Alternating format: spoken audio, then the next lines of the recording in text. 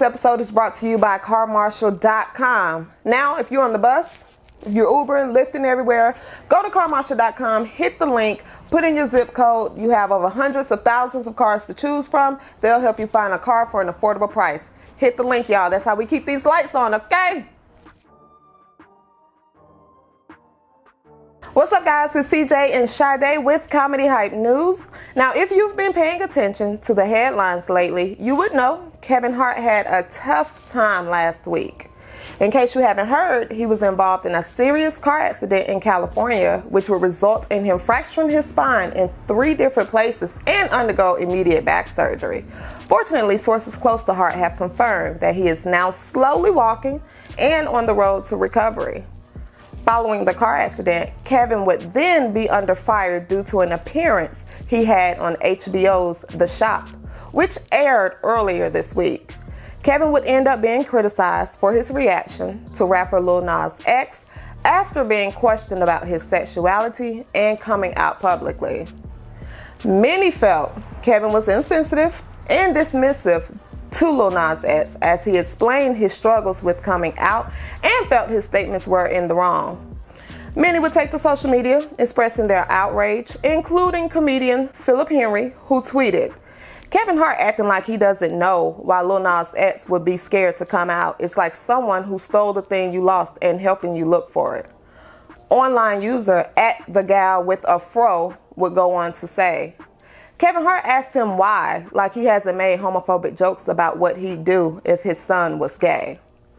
And Kevin Hart's friend and comedian @SpankHorton would tweet, "Just because comedians tease gay people, that doesn't mean they hate them." Now, this isn't the first time Kevin has been accused of being homophobic. In 2018, after announcing that he would host the Oscars, old tweets resurfaced, which caused Kevin to remove himself as the host. This episode, we have an amazing, very, very funny guest in the building. You've seen her on HBO, you've seen her on Comedy Central. Yes. It is Miss Justine. Hey, y'all. The fuck with broke dick be the best worst shit on the planet, bitch. His life depends on that dick. He needs somewhere to sleep. He needs to eat. He at home all day. He got all that unemployed energy. Ooh, bitch. Thank you for coming, sis. Thank you for having me. You came early and everything. I did. I almost didn't make it. Yes, Nesh, we are so happy to have you here. You are so funny. Oh, I appreciate that. Well, so you are on tour now. You have your own tour going. Comedy is Bay. Right? Yeah, I got a lot of little stuff going on. So I do my own thing. That would be the Comedy is Bay tour. And then I also do dates with B. Simone. So that's going on. And then we're working on some more stuff with some other comics. What is that like? How did you get involved with B. Simone?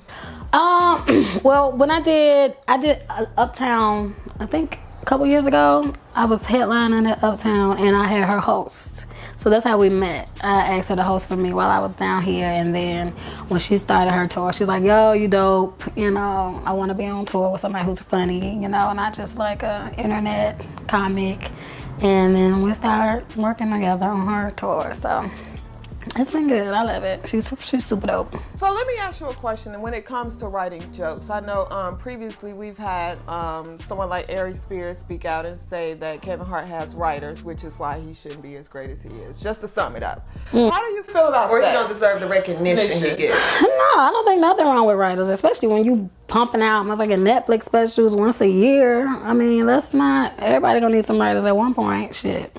Because you run out of shit to talk about. I talk about shit that I go through. I gotta talk about shit that I do. But damn, after 5 specials, I'm gonna need some more shit to talk about, bitch. Because it's so much other shit to talk about, so many different point of views, and I'm not against it, you know, once you get to a certain level.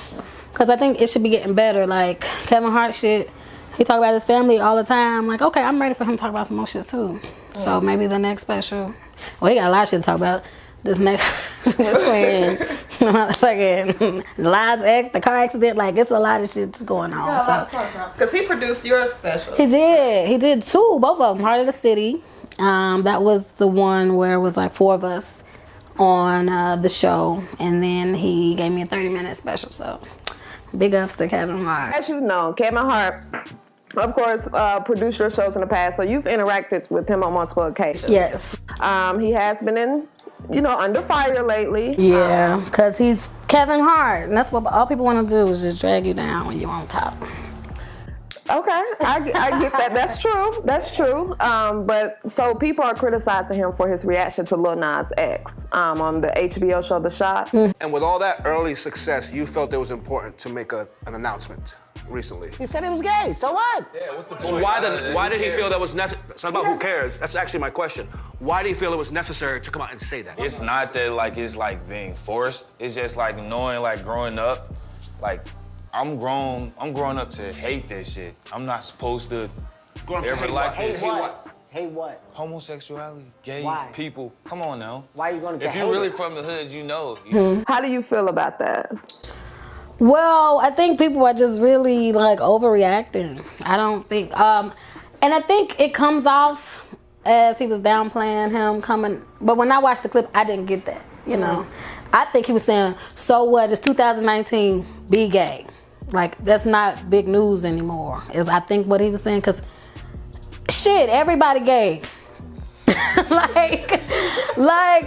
It's not oh God, come out the closet. Oh shit, Randy gay, y'all. It's not 1981. So I think that's kind of what he meant. As hard as it may still be, because I've never had to come out, but it's all right, everybody gay. We don't care.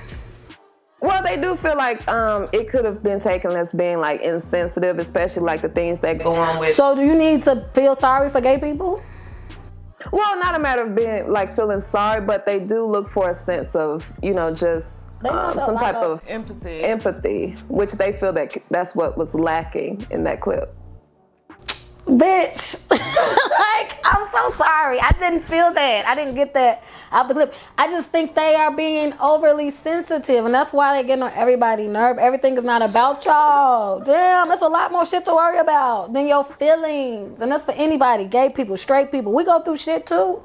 We ain't crying every day damn, he ain't do this. Damn. And I just think it's overkill. It's Jesus, when will it end? Live for yourself. You can't please everybody. You can't. And I just think he be doing too much, trying to. You can't please everybody. Everybody not gonna like what you do. Everybody not gonna like what you say, and you can't feel bad about it every day or apologize every damn time. Damn. When Dave Chappelle addressed that community in his special, do you think he was insensitive? No, that was a dope ass joke. And a lot of I have lesbian friends, I have gay friends, they love the joke. So it's it's a good joke, and it's a joke. So at the end of the day, if you don't like the joke, whoop-de-doo, bitch, don't watch it again. Damn, you gonna cry? So I'm sorry, that's not really sensitive. Don't get me canceled, bitch. Cancel culture is coming for you. But I sound insensitive. They gonna protest outside your Nesh show. They might. Well, that's attention too. Any publicity is good publicity, right? Well, I said before, I do feel like cancel culture is a very loud minority. Yeah. They're a very small group of people. They're just really loud. They're loud as fuck. Because in real life, you can go to comedy clubs. People aren't sitting in the. Well, I don't know. Corey Holcomb pretty well. People have walked out of some of his shows. Yeah. Corey Holcomb was pretty hard on women. But that's the thing. See, I'm a woman, right? And I know Corey jokes. I'm not walking out I didn't walk out. I was dying. And that's what I'm saying. So everybody should be and he's offensive as fuck, but I get it. At the end of it all, it's still just comedy, and just get over it. If it's that bad, it's okay, well, I won't go to the Corey Holcomb shows. But for me to just get up in the morning and dedicate my whole day to getting Corey Holcomb not booked in comedy clubs, that's a lot. That's just we're not Dave Chappelle, but there are many comics who are going to say what they feel. They're gonna do it, and it's we're not on a bigger scale as Corey Holcomb. Dave Chappelle, so a lot of people are gonna miss it, but we do that. Some certain stuff you might not say. Where do you think the change came from? The politically correct in comedy. Who do you think is the face of that? I have no idea. When did it? Because we just watched fucking Eddie Murphy. We was watching Raw or something Delirious, one of the old specials, and he was saying everything. Like, I don't know where it went to. Like, you can't say anything now. I was like, oh, he could never do that set today. Yeah, that's what we were discussing. And them people were at that show too. I'm sure the LGBTs were there. So when did they start crying so loud? That's what we were discussing. We were trying to figure out when did things change. Back then, it wasn't. It was a lot of down low. They was in the closet. Yeah. Oh, okay. now So they out. yeah. So they couldn't get mad because it's like, why you get mad? Are you gay? Yeah. So I guess they out now, and that's crazy. But yeah, I don't know when it got to this. I'm so offended. Y'all can't say nothing. Like, I don't know when that happened. Of course, we have to ask here at Comedy Hype, is there a lesson Kevin Hart is missing when it comes to the LGBT community, or are people reaching?